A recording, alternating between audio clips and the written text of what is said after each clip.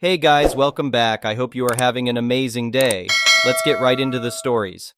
The first one is an entitled People story. My family has owned a farm in this area for over 150 years.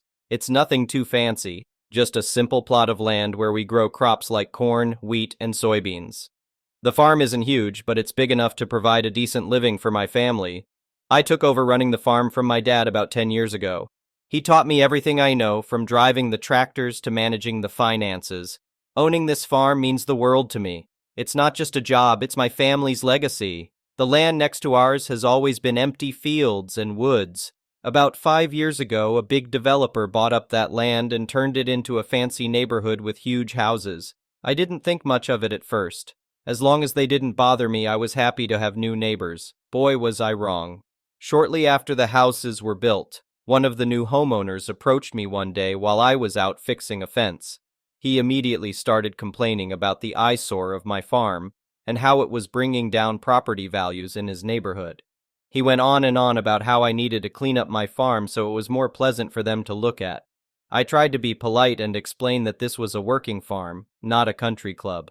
But this guy wouldn't listen. He just kept going on about how he was going to get the neighborhood together and force me to make changes. After that first encounter, he constantly harassed me about anything he could find to complain about. If I was out using a tractor early in the morning, he would come over screaming that I was disturbing their peace. If a little dust from the fields blew onto his shiny new cars, he'd send me a threatening letter from his lawyer. No matter what I did, this guy always found something new to harass me about. He made it very clear that he wanted me gone. I had a bad feeling he would try something drastic before long. One morning, I woke up to take care of my crops and immediately noticed something wrong. The tree line and fence that marked the border between our two properties was suddenly about 100 feet closer to my house than it should be. I walked along where the property line should be and found new metal fence posts driven into the ground. That sneaky neighbor had moved the property line deeper into my farm. Not willing to take this lying down, I got my tractor and ripped all the new fence posts out. I reinstalled my fence exactly where it had been for over a century. Just to be safe, I also installed security cameras to watch that part of my land. Sure enough, the very next night my cameras captured my neighbor sneaking onto my farm and moving the fence and property line markers further into my fields again. He had some measurements and seemed to be trying to carefully calculate how much land he could steal from me. The video left no doubt about what he was doing. I immediately took the footage to the police and the county land records office. With clear video evidence, the police and county officials acknowledged that my original property lines were accurate. The neighbor received a heavy fine for trespassing and attempting to illegally alter property boundaries. This guy wasn't about to quit, though. A few weeks later, I got legal documents claiming I was improperly using land that he was now declaring as his. He forged paperwork and land surveys trying to prove his claims. It was unbelievable. Not willing to get caught in a legal mess, I once again took the documents straight to the county records office. They confirmed the documents were fake and assured me they had the correct information about our property boundaries on file. At this point, I'd had enough of this harassment and thievery. I called my lawyer and discussed filing a lawsuit against this crooked neighbor to finally put an end to things. My lawyer did some digging and found out this guy had pulled similar stunts in previous neighborhoods before getting run off. With that info, we put together a solid case for a lawsuit, including the video evidence of him trespassing and attempting to steal my land. I was suing him for legal fees, emotional distress, and punitive damages for his repeated harassment. The trial was quick once we presented the videos and evidence of his past history. The judge fully sided in my favor. That despicable neighbor had to pay me a $200,000 settlement to avoid steeper penalties. But the best part was the court issued a restraining order barring him from contacting me or coming anywhere near my property ever again. Finally, I could relax and run my farm in peace. The influx of cash from the lawsuit settlement also allowed me to buy up more land around my property. I doubled the size of my family's farm to make sure no one would be able to mess with us again.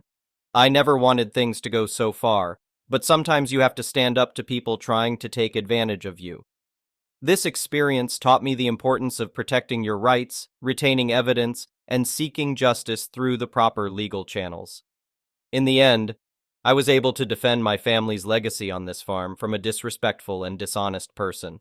My ancestor, who originally bought this land, would be proud that I didn't let someone steal it away from us. The farm has been in my family for over 150 years now, and I plan to keep it that way for at least 150 more. The next one is a pro-revenge story. So, a quick bit of info about me.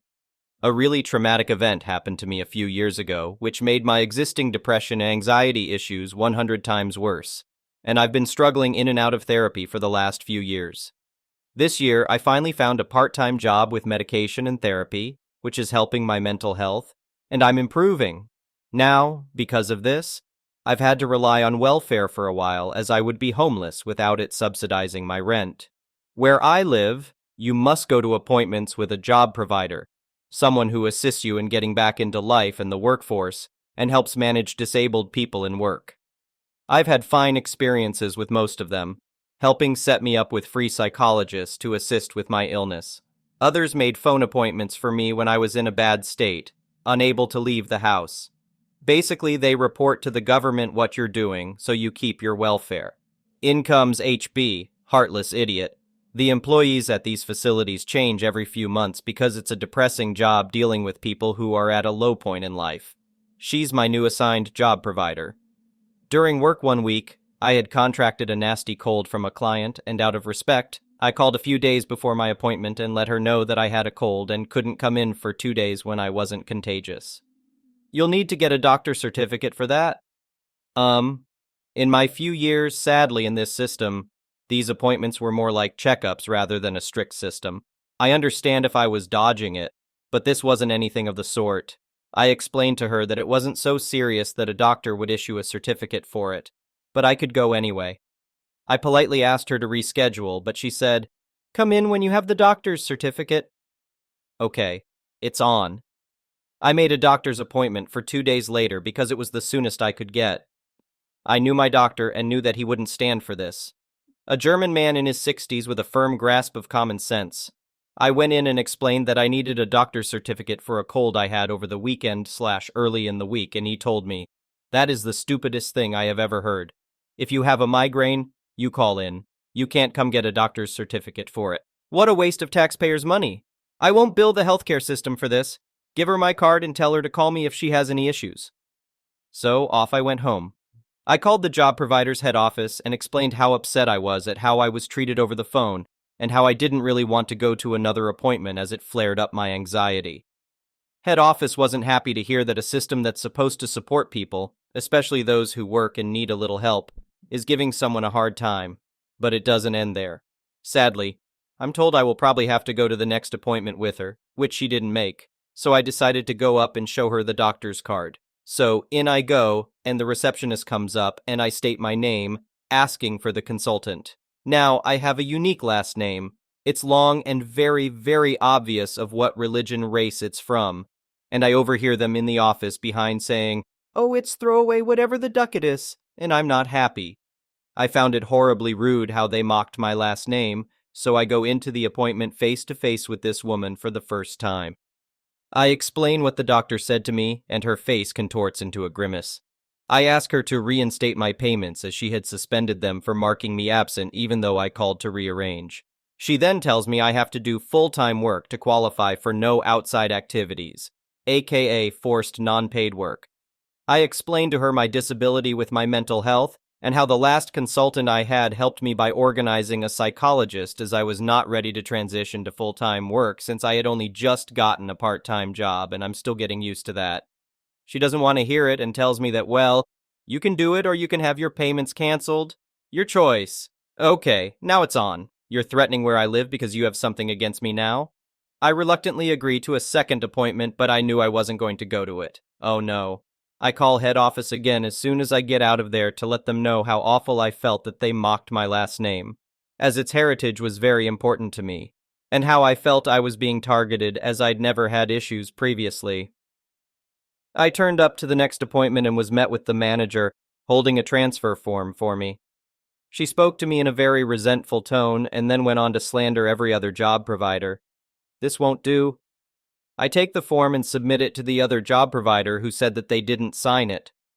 A week or two later, I receive an email letting me know that the person in question is now in compulsory courses to teach better understanding, as they had been too cruel towards other people as well.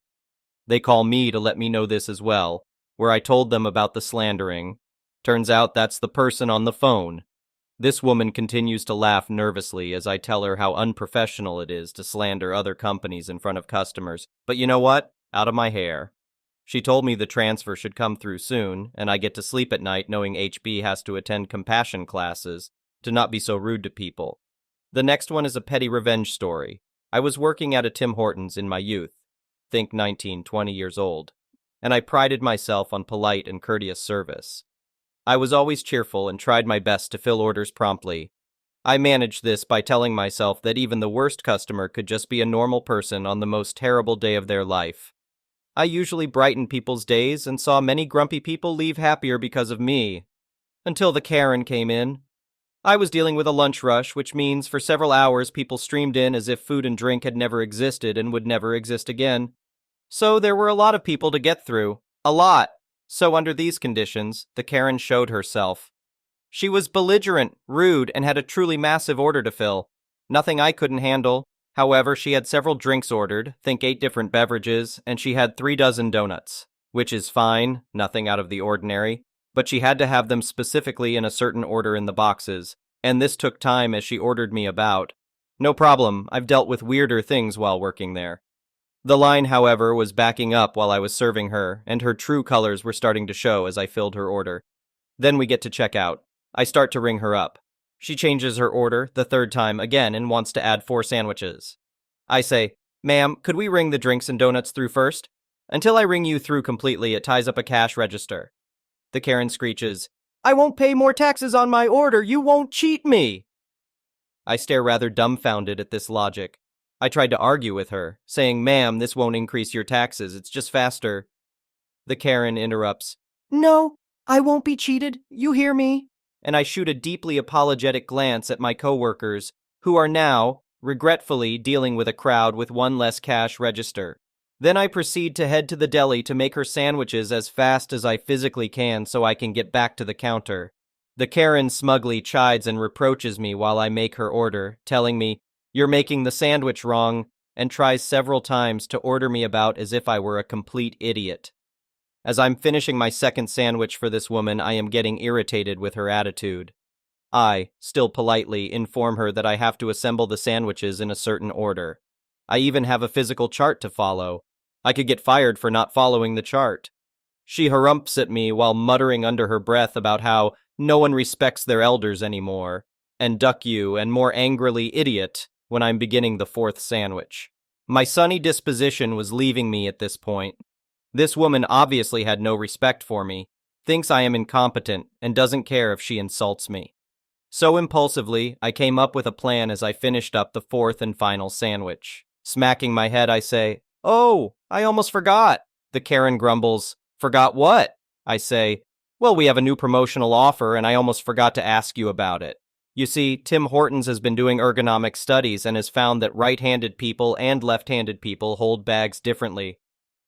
The Karen looks interested, so I continue. "So, with these findings, they designed ergonomic bags for their customers as a promotional offer. Would you like to participate?" The Karen huffed at me. "Of course I want to participate."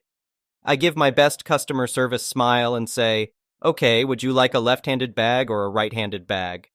The Karen looks offended. "A right-handed one, of course." I say, "Of course, ma'am," and duck down below the counter to quietly rummage through the completely identical bags I have. I decide to take the whole thing a step further, and I pop back up with a look of pure regret on my face. "I'm so sorry, ma'am, we only have left-handed bags left. Is that okay?" The Karen is upset with this turn of events, but does not wish to lose out on the promotion. "Ugh, fine," she says icily and grabs her order. I ring her through and watch her walk out the door with complete satisfaction in my soul.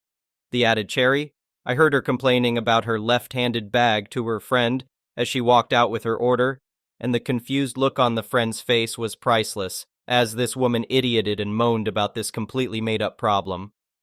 I never did anything like this before or since. She was a special kind of a-hole. The Karen with the left-handed bag. The next one is a malicious compliance story. I, 28F, work in insurance billing for several prominent medical facilities in my area, and one of my daily tasks is to save and download remittances from a program each day. I've been with this company for a little over 3 years now, and I am proficient at my job. There is this woman, whom we shall call Jane, 51-ish F, who consistently attempts to make things difficult for me or get me fired. We share a set of 4 cubicles with another coworker, and there is a printer in the adjacent cubicle. She has lied to higher-ups about me, accusing me of sleeping at my desk, wasting time, playing on my phone, and anything else she could come up with to tarnish my reputation. She has even confronted me for turning the lights off on her, though I genuinely didn't realize she was still in the office because she always leaves first at the end of the workday. I apologized to her, but she continued to escalate the situation, eventually taking it to the parking lot. I chose to ignore her and walk away, but this incident led to a meeting involving the office manager, my direct supervisor, Jane, another coworker, and myself. In short, during the meeting, I expressed my confusion about the source of all the animosity. By that point, I had been working there for 2.5 years. To my surprise, Jane revealed that she held a grudge against me because of something that happened during my second week at the company. She had told me something about a task I knew nothing about, and I had asked my direct supervisor, who was training me, for clarification after she had initially provided instructions. I hadn't intended to get her in trouble. I was merely seeking guidance when I was uncertain. I did apologize during the meeting, but she chose to ignore my apology. Fast forward a week, and she approached me at my desk, claiming to have accepted my apology. She then began printing out Bible verses and scriptures to display on her corkboard about forgiveness, and how it's not for the other person, but for oneself. Ironically, she is one of the most hostile individuals in our workplace, but possesses a holier-than-thou mentality that leads her to believe she is superior to others. Now, on to the malicious compliance. My daily routine involves saving and downloading remittances for several different clients each morning. Mondays are particularly busy because I must gather remittances from various sources and a program that electronically sends them to us. Jane handles billing for one of the same clients whose remittances I process. She requires these remittances for making deposits and other financial tasks, and she insists that they must be flawless. Jane had complained multiple times that I was making mistakes when saving and downloading these remittances, even though I meticulously double-checked my work.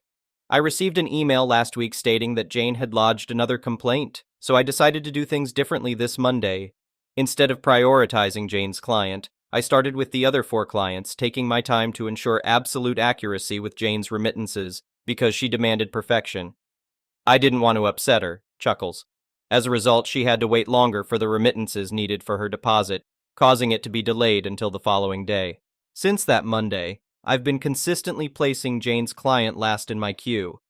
I don't know if anyone will comment on the extended processing time, but I'm simply following instructions and making sure everything is correct, right? The next one is an entitled people story.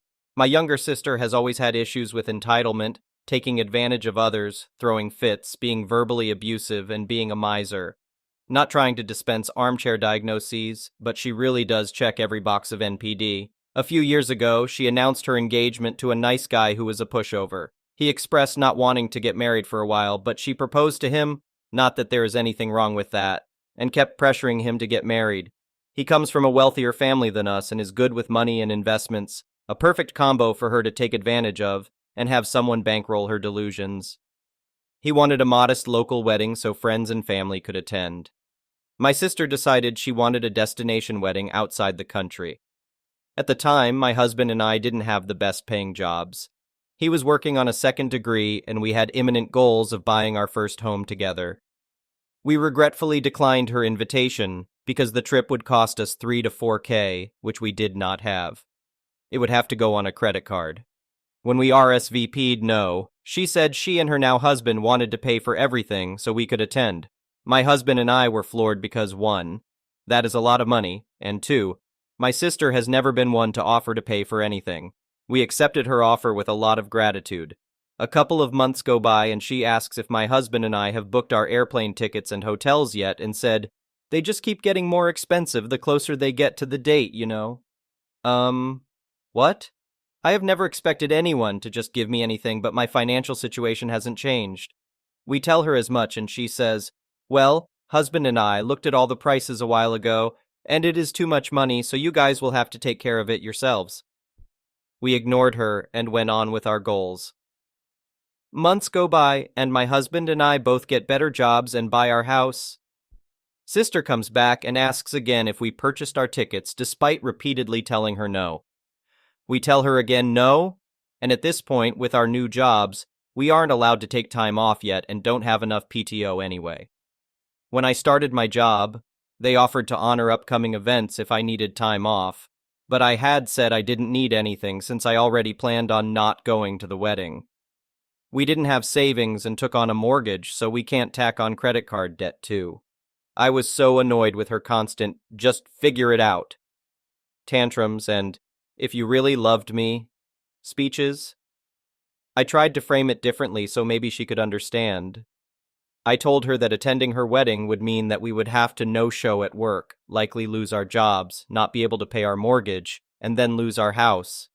I said to her, "So you are okay with my husband and me losing our jobs and house and risking homelessness so we could attend your wedding?" Of course, she didn't have a good answer for that. She has no concept of money because she has always manipulated people into paying for her. She has never been able to hold a job.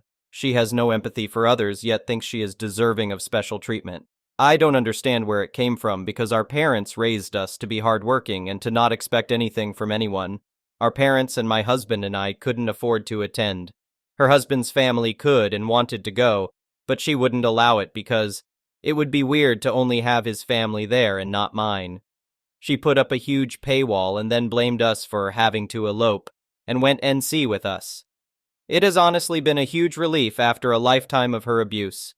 Thank you for watching. I would really appreciate it if you could like the video and subscribe to our channel if you haven't already. We'll see you again tomorrow.